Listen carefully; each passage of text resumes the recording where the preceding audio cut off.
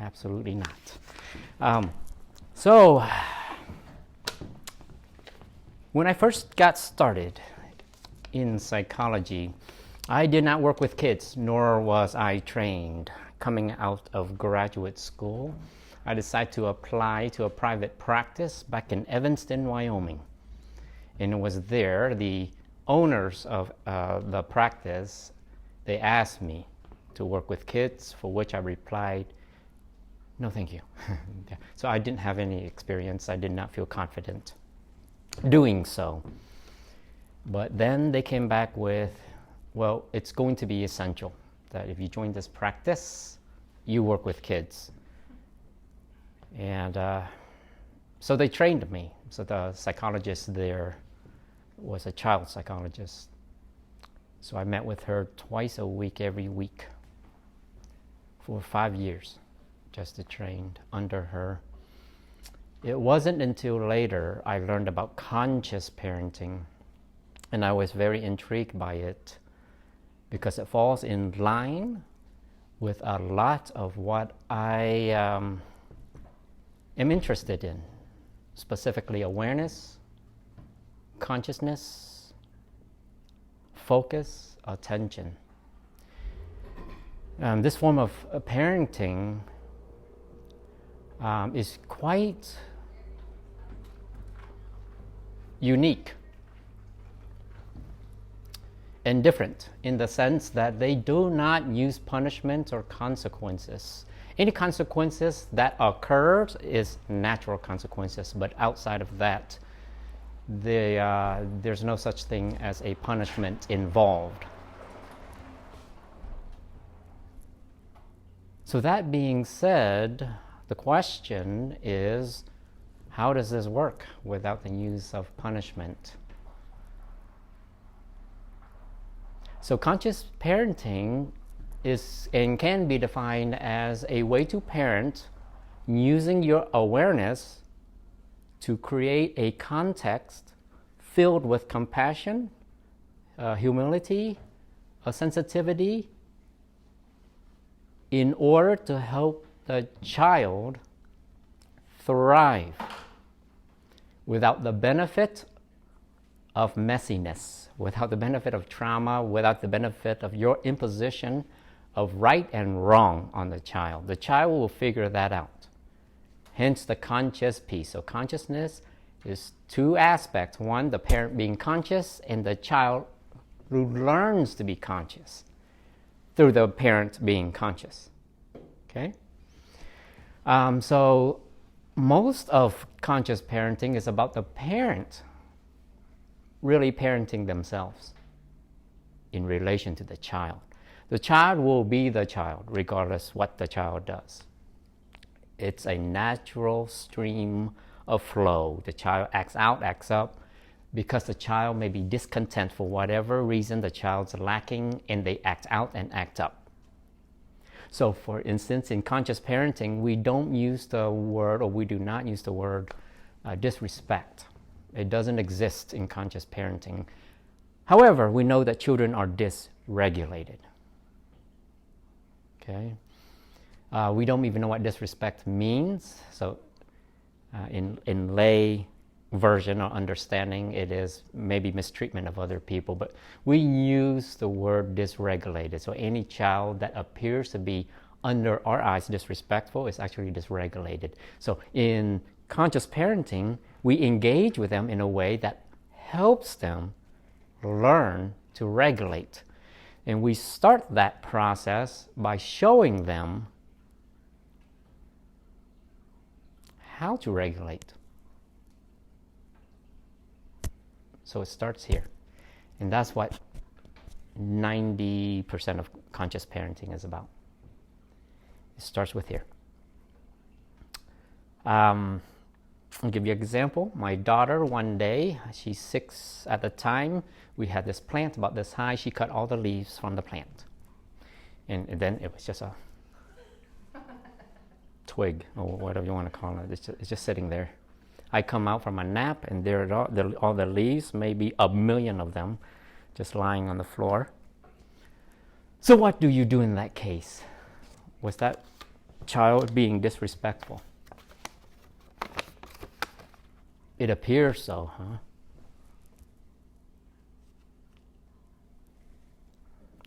Well, from my perspective, it was just curiosity and exploration. What do you think a conscious parent would do? Talk to the child, see what their motivations were. You can. That is a great option. So what I did was I went into the kitchen. I got myself a pot of water. I said nothing to her. We made eye contact when I first came out. I walked to the kitchen, got a pot of water. I walked over and I placed it on the floor next to where she was sitting, surrounded by these leaves. And one by one, I placed them inside the pot. And then she started placing them inside the pot with me. And then we took the pot and we put it on the kitchen table. And then I walked away. Lesson learned, right? Guarantee you, she will continue to do that again. Cut down all those leaves. But, it's about exploration and, right, curiosity. And that's okay. As a conscious parent, I was showing her dignified repose, a kind of calm that is very important for the child to see, that despite the chaos that exists within and around the world, there is organization, and it starts with me. Calm and pose. The very next day, I picked her up from school, and I was preparing dinner for her. She comes into the house. She used to play outside, and she asked me for a pot of water. I said, sure. Got her a pot of water, handed it over to her. She proceeded to walk out. I ran over to the window. I take a sneak peek. She puts it on the sidewalk there, the walkway leading into our home. And I see one by one dead leaves and rocks she put into the pot of water, ever so gently, ever so mindfully. What was the lesson? Awareness, right? Sensitivity, compassion to all things. Compassion to all things, right? We should be teaching that to our children, not just to other people. Here we teach respect. It's rare that we teach compassion. Once in a while we'll throw out the word and say, hey, be kind. But teaching children to be compassionate to all people and all things is called sentient compassion. Sentience are the awareness that a child can build, very expansive, vast and deep, if you teach your child sentient compassion.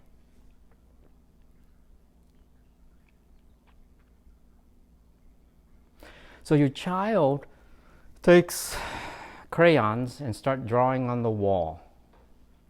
What do? You're a conscious parent. Therefore, you're perfect. Yeah, I was here. Some of us were here last year, and I think this might have been an example. So I think I know the answer, which is getting a piece of paper out and then demonstrating how crayons are used. So yes, it's okay to walk over to her with 2 pieces of paper and place it on the floor and say, I would like to draw with you too. Right? Or if you're a super duper conscious parent, you buy a frame. Yeah. Remember, it's not about disrespect. It's about what? Yes, curiosity and exploration. In 18 years working with kids, I have never encountered a child who is disrespectful. I've never encountered a child. Not one. In 18 years, and I work with children. 70% of my clients are kiddos. I've yet to encounter a disrespectful child. One day, hopefully, yeah, so that I can fix that, right? So, in conscious parenting, you're not fixing anything. You're not trying to create or control, is what that really is. So conscious parents are aware of the need for control, we as parents. And that control or need to control comes from a place of lacking. And that lacking comes from history, whatever your history. Has anyone ever had or been raised perfectly or free of trauma or experiences that may have created pain or suffering for you? Have you ever experienced a death? Family, close friend? Yeah, we've all experienced suffering to some degree, right? So in Conscious Parent, you're aware of that we all suffer. And we manifest our suffering or our pain in various ways. And one of those ways is parenting. We carry our ghosts of history, of pain, and it is embedded. And if we are not mindful or conscious, it will rear its ugly head in our parenting.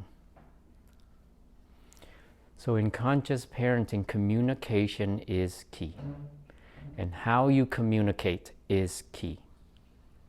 So when I sit with my child and I have peace talks with her, which I started at the age of 3, and I still have them. Last week she asks for peace talks. She's 13, she'll be 14 coming next, but she still wants to have those talks. And these peace talks are great talks as long as you're not talking. As long as the parent's not talking. I kid you not. As long as the parent's not talking.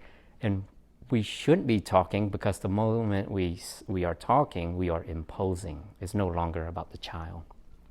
So 90% of the time when I'm in, not only in the context of peace talks, in the realm of peace talks, talking to my child, but even in therapy, I don't talk. I just sit there and look at the child, and the child will lead me. I want to empower the child in a way that the child, out of that empowerment, he creates or she creates a foundation for which all else arises. All other virtues will arise from my silence. And what that silence is not when I say to you, I don't talk. It doesn't mean I'm shut up and be quiet. I'm paying attention.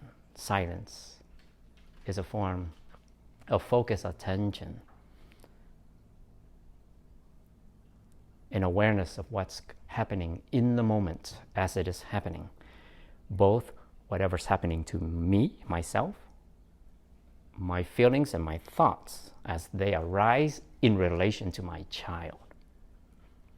So our tendency sometimes is to correct our children. I'll give you an example. My daughter and her friend rode their bike here tonight, and they're in the other room here. And I noticed that she did not have her helmet on, because where we live is Meadow Lark, kind of a little past that. And she rode her bike here. So I decided not to say anything, because I'm a conscious parent and I've already created enough consciousness in my child to help her be aware. 3 or 4, maybe 5 minutes later, she comes back in. She probably rode out a little bit and then rode back to the house. And she walks into the house and says, I forgot my helmet. And there we go. Now, has she gone without her helmet? And that's fine too. But not really, because I would rather that she be safe. But the point is, she's already aware. I don't need to press the issue. So if you can instill the consciousness piece very early on in your child, it will magnify, it will consolidate, it will process through time, and before you know it, they will embody it. They will become consciousness itself.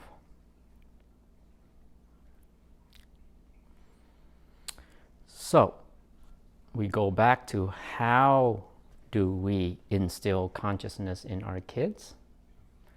We start by example. Okay, so first, I guess we have to be cautious and careful of our parental angst. Always having to be right, or always trying to feel the need to teach our children respect, or always imposing expectations or demands. Those expectations or demands are important too. Like they should go to bed before 1 o'clock in the morning, right? That's important. But again, we can talk about that the next time working with children, how you can engage with your child to get them to go to bed at the time that you want to. It will never be perfect, but how you present the information does matter. And why it matters is because you matter. They will listen. They're biologically built to mimic you. If not, they get older, they want to be you or be like you. Isn't this easy? I mean, nothing I say to you is foreign, right? It's not some sort of esoteric practice that I'm making up.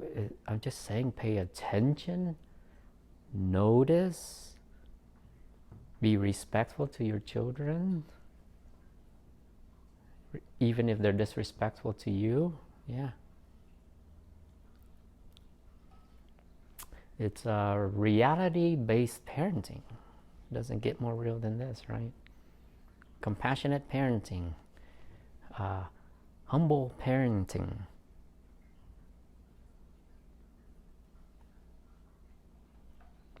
So the process of conscious parenting is a lifelong process of personal development, first and foremost. I hope you have not stopped growing personally. It's important that we evolve over time for our children, maybe first and foremost. They are watching, they are observing, and they are learning. They seek for guidance. So we act, behave a particular way. So be conscious about always teaching. Be very careful of teaching, which is really preaching, okay? Under the guise of teaching, just be very careful with that. Because in the end, you really don't know what you're teaching. And well, we think we do. We're not willing to admit that we're stupid to our kids. But we're acting that way a lot of times. And a lot of times we're just ignorant. Or we are unaware of the things that we are doing. And culture makes a difference too. The culture, your family culture, your culture as a society. You've been bombarded with all sorts of information. Like here, right, it's all about respect and accountability and responsibility. All important matters of the heart. And those things arise through your demonstration, through your actions. So when I'm sitting in peace talks, for example, I'm not interrupting my child. So 90% of the time I'm in silence, just listening to her. Silence equals pay attention, remember? So I have thoughts. I have a lot of wisdom I can instill, but they're mine. It's not about me. Yeah. So she will instill her own. Yeah, she will learn. That's a lot of faith. What are you uncomfortable about? What do you mean a lot of faith? A lot of people don't believe that their child has that internal ability. Oh, well put. And every child does. To a certain degree. I work with autistic children, moderate to severe degree. Maybe they need more assistance, but I'm talking about your normal, typical child.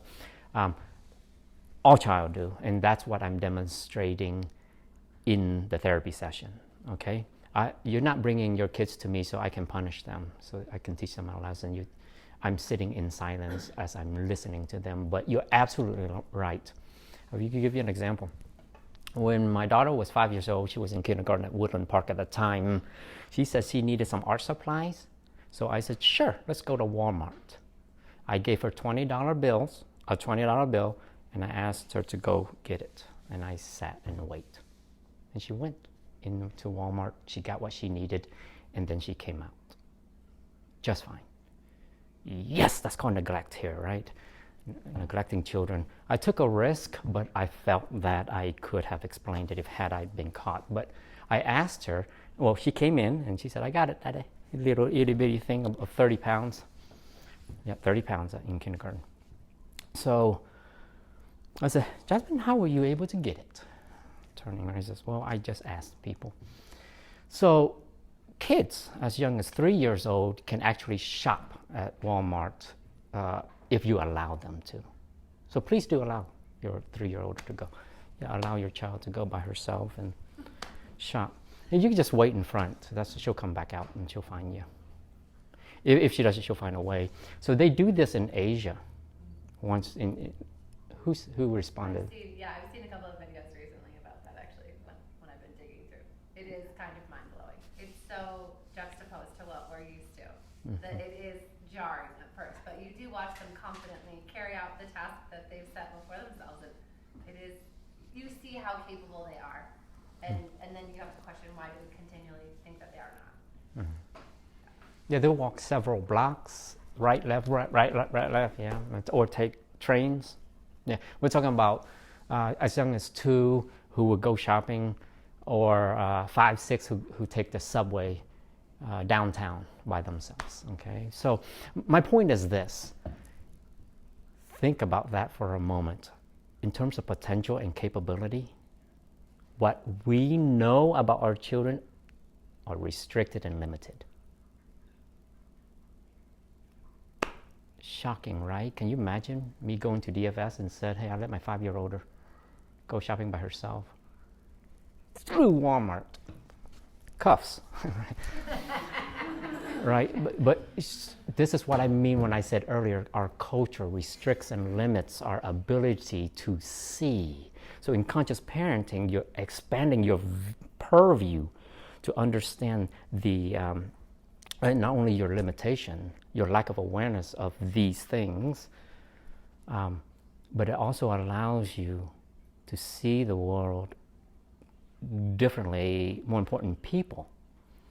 It wasn't until I worked with children I started to see myself and how I interacted differently, because in seeing Jasmine, my daughter, respond and react, certain things that I implemented allow me to see what she was capable of, which then allows me to see myself, not only my limitations, but also my capabilities, my potential.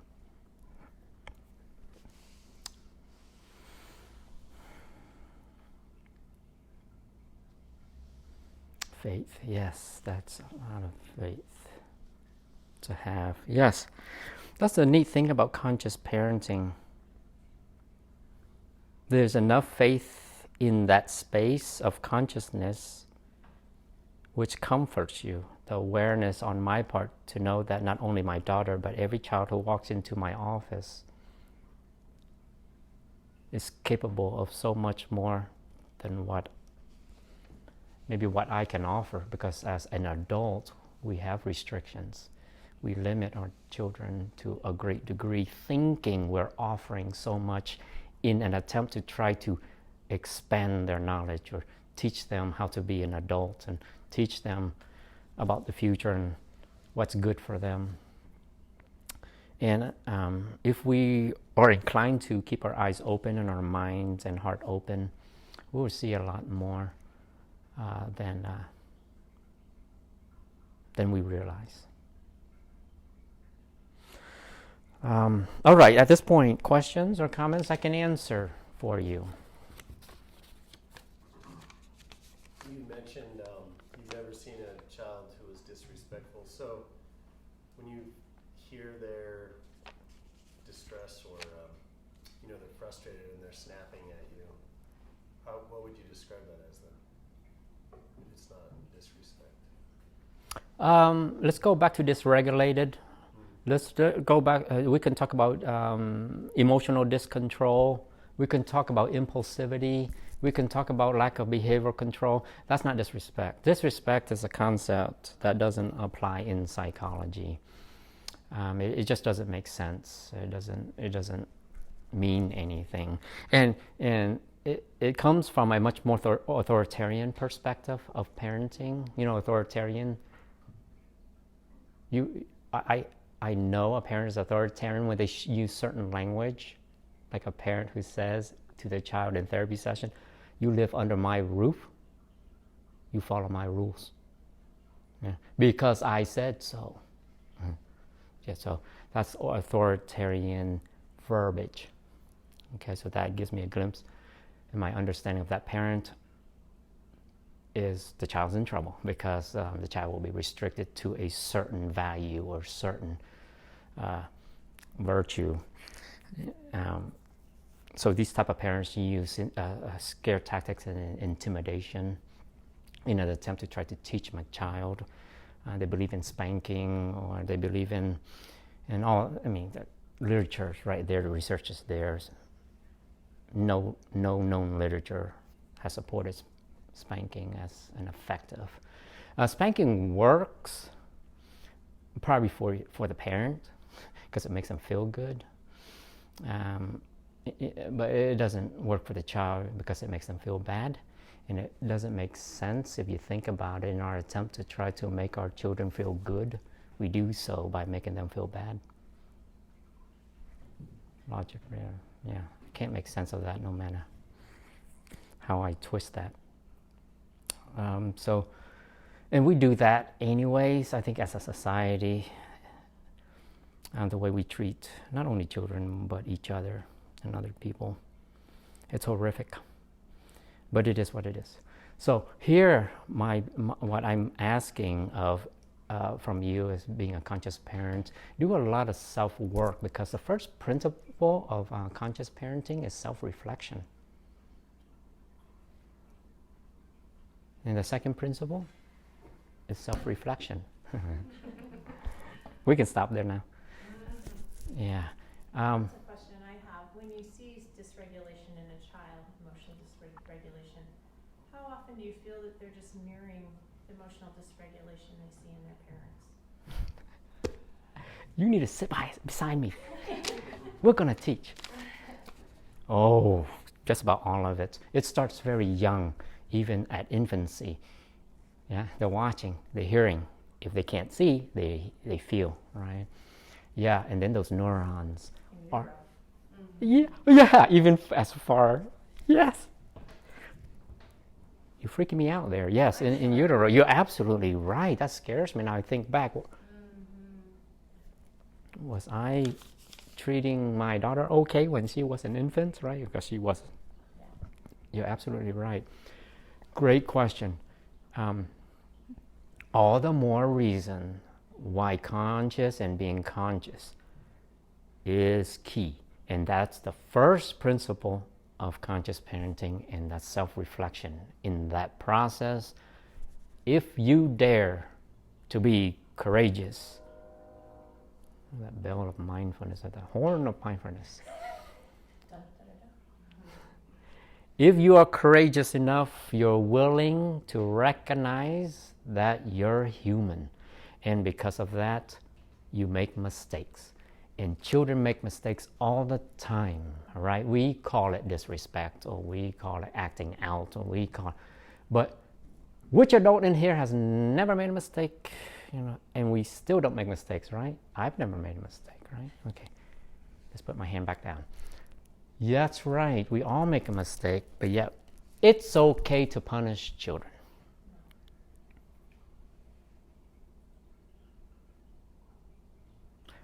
The irony, We're adults, and you would think that we were the ones who should be conscious, right? Because we have more wisdom. And so we feel sometimes that we have the right to preach to others and teach others. You can still teach, but set an example, be conscious. But yes, it starts very early. Children are hypersensitive, hyper aware, and can become hyper aroused. Trauma, we all have experienced it in certain degrees or different degrees on the continuum of traumas, from mild, moderate to severe. We've always experienced it because we're human, and suffering is inevitable. So suffering is wonderful. So as a conscious parent, when a child screams or yells in my office, I embrace that. I welcome that. The louder, the better. Yeah. So they're communicating to me. If my child is in distress or depressed or having a difficulty with a peer at school, wow, awesome. That's fantastic. I will sit with it for as long as she needs me to sit with her suffering. It is not my job to fix it. It is my job just to pay attention. It's her job to fix it. It is my job to pay attention. And it is in my attention that she will reflect, and this is where the reflection happens for her or any one of my clients, right? Any one of the kiddos I see in therapy. I'm just merely an echo chamber of emotional, spiritual, psychological, mental experiences for my child to then, or kids in therapy to then observe and notice. So when a kid says, hey, my dad doesn't play with me, I had a kid, an adolescent, 16 years old, said she wished her mother could spend more time with her. Fantastic. You're suffering. Tell me more about your suffering. What about that do you wish for so much? So if a kid comes to me and say, hey, the sky is purple with black polka dots. Fantastic. What makes the sky purple with black polka dots? Hey, So I leave no room for conflict. And that's why children will come back, or my child will come back to have peace talks. I leave no room for conflict. So be careful how you're speaking to them, or be conscious of how you're speaking to them. And now, because what you do is you will set the stage for the future to come. So here in this culture about 13, right, we talk about how teenagers act out, act up. Not true. We set them up to do so through our engagement from very little on. We set them up to do so. At 13, they're attempting to find their identity. It becomes more important and noticeable. But every 13-year-old can also come to you for that, to help ask for your guidance for that process. As long as you're all ears. 90% peace talks is just listening. And the 10% of the time when you're able to speak, 90% of that is in the form of a question or validation. What do you mean? How does that work? Explain that to me. Help me understand where you're coming from. Or validation. I see. That hurt you. You suffered from that breakup. You're sad because... And even that, I don't talk. I've recorded over 1,000 peace talks with my daughter. And if you listen to it, I'm complete silence for 1 hour. The longest peace talk we had was 3.5 hours. She woke up, she was in bed around 9. I put her in bed at 8, but 9, she came into the living room and she wanted to have a peace talk, and I sat with her and we were done at 12:30. So in conscious parenting, that's what you do. You have rules. It's not that you don't have rules, you do. However, You're just riding on the phenomenal experience of your child. You don't have to be strict to be a good parent. So don't mistake that, right? You don't have to be hard to teach your children respect. Yeah. But you have to be kind. You have to be compassionate if you want your children to be respectful. Yeah. And compassion, the psychology of compassion, the practice of compassion is profound. It is one of the 3 traits that can lead to personal evolution. Yeah, so compassion is embodied first and foremost here. So you do a whole lot of conscious thinking about yourself, add a bit of compassion practice in that, and then your child will follow suit. Because once you have embodied compassion, anything and everything that you manifest coming from within will express itself without. And then your child will experience that. And besides, the greatest act of compassion you can offer a child is the act of listening, right? The greatest gift you can offer is the gift of presence. Okay? I haven't gone through this yet, have I? Any questions, other questions or comments? Yes. So I just have a question about when you said a little example about like bedtime, you find a way to engage them that makes them want to go to bed at the time you want them. And this is a true question, I'm curious, what's the difference between that and manipulation then? If you're always trying to have something that gets the outcome you want, then how is that different? Okay, it is a form of manipulation. Okay. I like it. No, I was curious. Let's be honest. You are so honest. Yeah, I see where you're going with that. Yes, but without malicious intent. Yeah, there's a difference. Okay, the form of manipulation, malicious intent, I'm thinking about a psychopath or an antisocial or someone who's sadistic and enjoys seeing other people in pain and whatever. Anyway, yes. So what's that? Healthy manipulation. It's called a conscious manipulation. Oh my gosh, am I using this language in association with consciousness? You're teaching me. Who is teaching who? I like that. And I've used that. When she was little, it would be time to brush teeth after we play because it's hard to break them from play, but I extend that play. Action figures, we walk to the bathroom, and she was 2 years old, walking to the bathroom. I put it on the bathroom counter. And then she will put hers on the bathroom counter. I grab my toothbrush. I put my toothpaste on there. She grabs her toothpaste, and we're still playing. And now, guess what? We still do the same thing. No, she's 13. She's 13. That's just weird. Okay. Yeah, disappointed that becomes unconscious. Then you're like, okay, you're weird.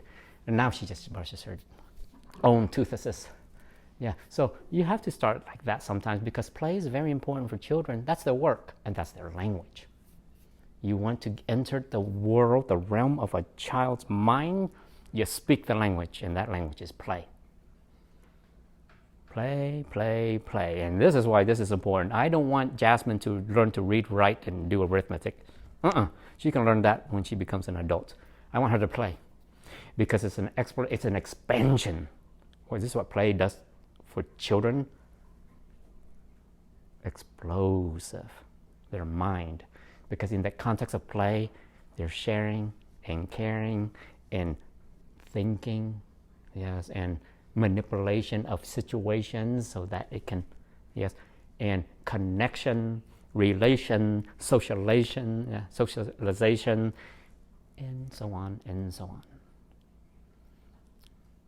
I want her to play for the rest of her life. Actually, I don't want her to work. She can live with us till she's 70, 80. So,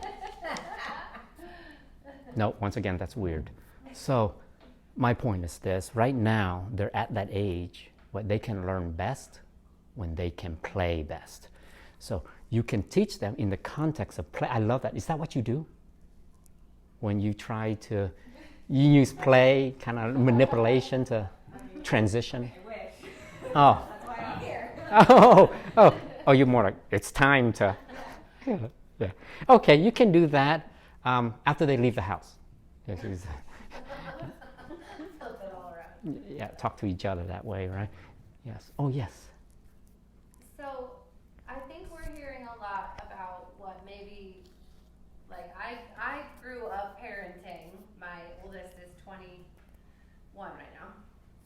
I grew up with Love and Logic with her, you know. Like, I wanted to be a good parent, so I read all the books, and all the books were saying, you know, natural consequences and love and boundaries and all of these things, right? So, I think through the conscious parenting conversation, I'm hearing a lot of what my parenting job is not. I'm not the all-knowing. I'm not the teacher all the time. I'm not wisdom and sage manifested in front of them. I'm not always their controller or their authority. So from conscious parenting, could you kind of wrap up what is the purpose of the parent? What is the job of the parent? Yes, the job of the parent is essentially just to create a space, a context for which the child can find him or herself. And in that context, the child will reach his or her authenticity or potential without your interference. The moment you interfere in the hopes or under the guise of love, you're deluded. I should say reconsider. Okay, reconsider. Because your children are, in a lot of ways, are like us already. The problem with some of the things that we teach our kids is we don't know if it applies to them. It may apply to you, it may have been applied to you, but these kids are different in different ways.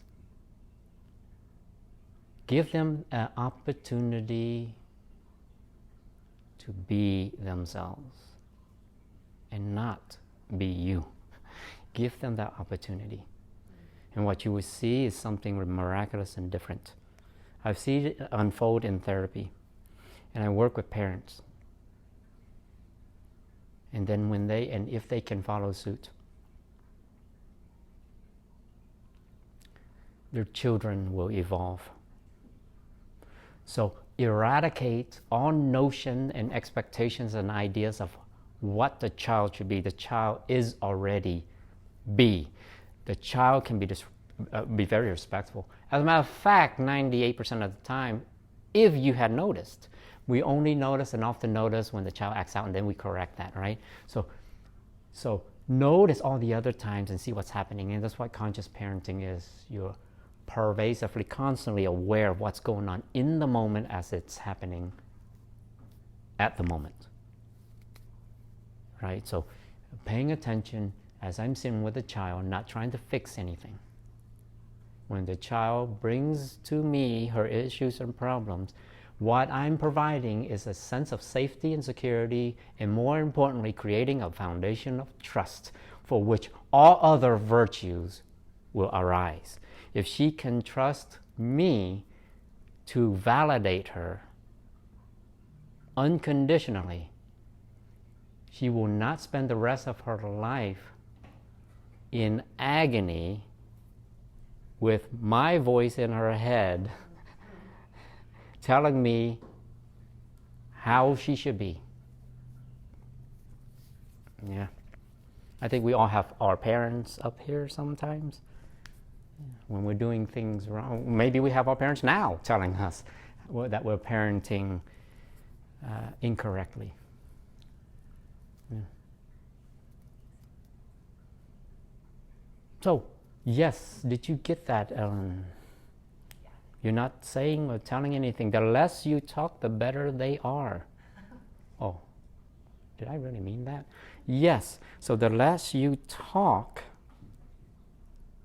the greater chances they can be who they are. That's what I meant. I also meant the first one too, but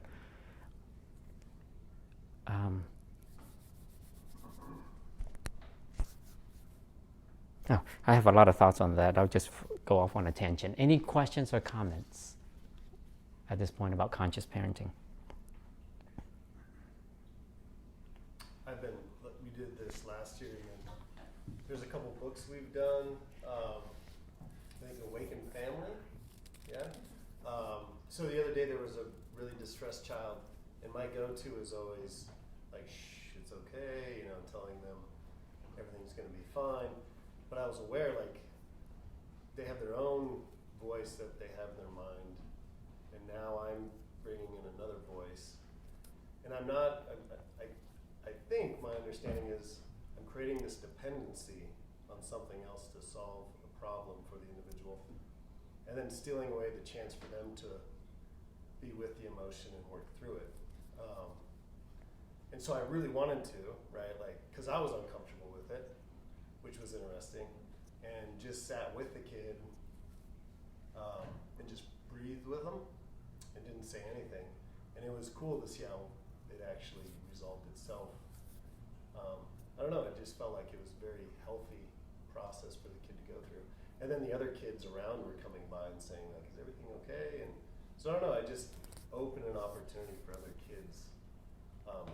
So I'd encourage trying what you're suggesting, because it's hard for sure, but Yeah. in retrospect, it's pretty powerful. The shh, it's okay, that's for us. So don't stop them from crying. Stop you from feeling anxious that they're crying.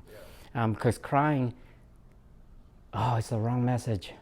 It's really telling them it's not okay. Your feelings aren't that important. I'm telling them to change. Yeah. Remember I said when your child's pouting, crying, and screaming, anticipate more. The louder, the better. Welcome that. Embrace it. Sit with it. Be with them. Don't be afraid of the struggle. Yeah. You hushing them or saying it's okay, don't worry about it, it's no big deal, is you uncomfortable with whatever that is arising. So that situation triggers something from you, which then in return you offer what's called sympathy. Sympathy is very different from compassion. Sympathy is about you, under the guise of trying to help this person, right? What you're trying to help is yourself, because you can't withstand. That's why you're trying to correct the kid. That's why, because it reflects back, like to your own parenting. That's what disrespect is, right? It reflects back in your parenting. So you may utter, I don't care what people think, but yet you act in a way that suppress and oppress, and that there's a difference between self-suppression and self-regulation. You're teaching your child to self-suppress when you tell them these things, right? So timeouts don't work. Take every psychology book you've read that uses time out, throw it away. Time in works. Highly effective, and it is better. In time in, you're sitting with a child as they are in distress, and your action indicates that you're here to support them. Children can freak out when they are put in timeout because they're isolated. And we're social animals. I apologize on behalf of every psychologist. What were we thinking, right? Now, that being said, I still have colleagues who say, nah, timeout can work if you use it the right way. I am against it entirely. Consciousness building is in that relationship, and that's what conscious parenting is cultivating a relationship with a child in an effort to help the child build greater consciousness of self and others and those around them, and things around them. I think sometimes we see it disguised as calm corner, or, you know, they put a different language on it. Calm room but in it's school. the same timeout. Mm. Yes, it freaks children out down deep inside, feel isolated. Even if they don't appear to be, think about that message that you're sending to the child. That you really don't matter. You're being punished because, or we say things like, time out. So I do that because I want to give my child a chance to think about his actions or behaviors, right? Well, he can think or she can think about his action and behavior with you. Collaborate. But you're sitting in silence and you're trying to, you're there for support. Any other questions or comments? I think I have one, kind of back to what Paul said. A lot of times, especially if they're hurt, maybe my instinct as a mother, or just me personally, but I want to comfort, so maybe not say anything, but get close to them physically, embrace them, sit next to them. But maybe if they're going through that, is that an interference as well? So it's more like be available if they want to come that way, but not put it on them. That will still be an interference, but you know what? Mother instinct. I'm not going to argue against that, you know. I'm okay with that. Your child will come to you when he or she is ready. You can honor your child by giving yourself permission to let go. Okay? Oh, yes. So this sounds really nice. with like one kid, or even like man to man, or even.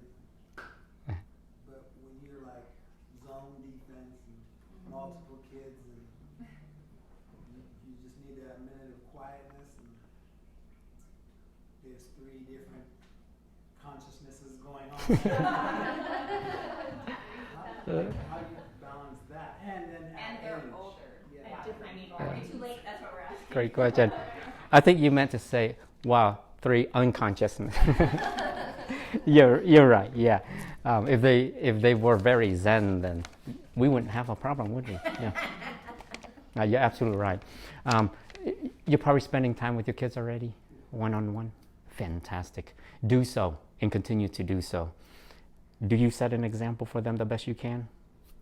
I tried, but I was raised in a very traditional, strict way, and I feel like I raised them in a similar but softer than what my father did. What are you referring to when you say a traditional, strict way? Expectations, reset, rule, military type, yes. Military type? That's how he grew up. So you're military? No, I was raised. Oh, he was. Yeah. I see. Yeah, authoritarian. Yeah. So to some degree, by the way, I often say that all parents fall on the continuum authoritarian. Less than 2% are actually conscious, if that, right? But so that's okay. So we're forgiving because that's the culture I'm talking about that we have been raised on. But what is promising to me is your awareness of your situation, your history. And what you're trying to do is, what I'm hearing is different. Yeah, more gentle, more soft. I tried, but I'd let stuff go, and then, yes. Yeah. Yeah. But you're on the path or the practice that you try, because you said you try and you try. Yeah, to be better. Okay. So this all sounds well and good until you run into history, into what's going on. How old are they? 11, 9, and 7. That's fantastic. You have what a great opportunity. 3 versions where you can sit one-on-one that you're doing already, and you're providing this peace talk, and you're demonstrating calm. And be very, very careful when I say parents are influential. I really mean it, but there are other things influential as well. Did you know peers are powerful? Peers are gods in a sense once they reach the age of 13, right? Did you know media can have a lot of power too? So we're running up against a lot of things, but you maintain a dignified repose and provide a space when you can. If you can't, then you put yourself in timeout. You really do. You go away and find another solitude. But I don't like to be isolated. Okay, then talk to your wife, and then she'll pacify your mother instincts. They have a cool thing. It's a cool thing that they can alleviate pain and suffering. But yeah, I would say just continue to spend the time, sit with them, do a whole lot of peace talks, because that's where they will evolve mostly. All the other things they learn is what they learned. There's nothing we can do about that. I'm talking about things that they learn from their peers. But you are their saving grace in the end, and you're the one that sets the foundation for all else and all things to come. And if all things mean there are certain virtues that apply to being human that are crucial and important, right? Like compassion, or respect, or sensitivity, or paying attention, or peace, right? Or connectedness. You can still provide that for them, and they still can learn, especially at that age. But you matter. It's a lot of personal work. That's what conscious parenting is. It's life's work because it's personal. Even after your children are gone, I hope that we still think about what we do and understand that we have an impact one way or the other on each other. Humble parenting is another concept associated with humble. Here is not a weakness, right? Or is it? No, it's not a weakness. Intellectual humility is the ability to recognize that you are fallible. You have human fallibility. You recognize that you can make mistakes, and that's okay too.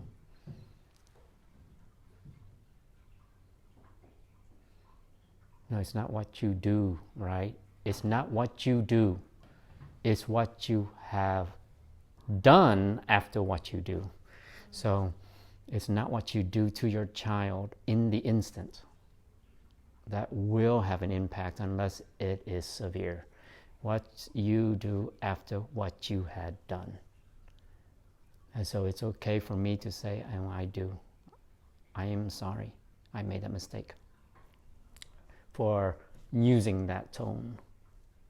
And my daughter will remind me, your tone, Daddy, your tone. I apologize. I suck as a dad. I love that, like you've shared this before, of, we're constantly telling them how they can work on something, right? But then asking them the question of, what can I work on? What would you like me to work on? And you use the story of, once a month or so checking in. She always had a list. Yeah. Never fails. I don't want to talk about it. Oh, So, but yeah, I did that once a month. You're right. What is it I can do this month to make myself a better dad for you? And she always had it. There wasn't one time she did not. And I did it for 3 years. I started at the age of 3. Then I ended it at about 6, 7 years old because it was hurtful. It's like, okay, I'm not evolving. And I'm teaching conscious parenting, right? Now I've resorted just to shut up and just sit there and just listen. Yeah. Okay? Shut up here, remember, silence mean what? Compassion. Paying attention. That's all I'm doing, paying attention.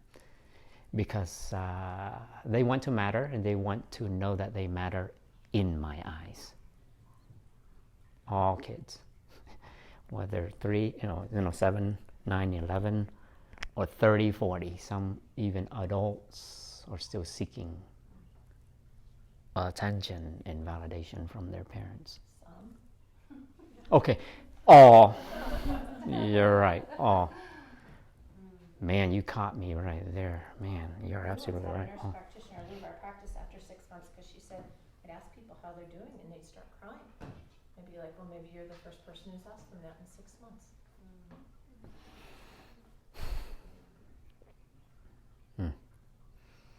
All right. So, let's see here. We are at that time, are we? Yes. All right. So next week when we come back, we're going to talk more about the psychology of children, kids, and a little bit more about conscious parenting. So how conscious parents see the psychology of children and how they respond differently. Okay. So once again, just a reminder, when your kids draw on the wall with a permanent magic marker, what do? Frame it. You get a frame. That's right. So maybe metaphorical for most of us, but you get my point, right? Yeah. Or cut down your plants or what? Remove the fish from the fish tank and put it on the carpet, you know. Get a frame. Get a frame. All right. Thank you very much. I'll see you next week. Thank you, Dr. Tran.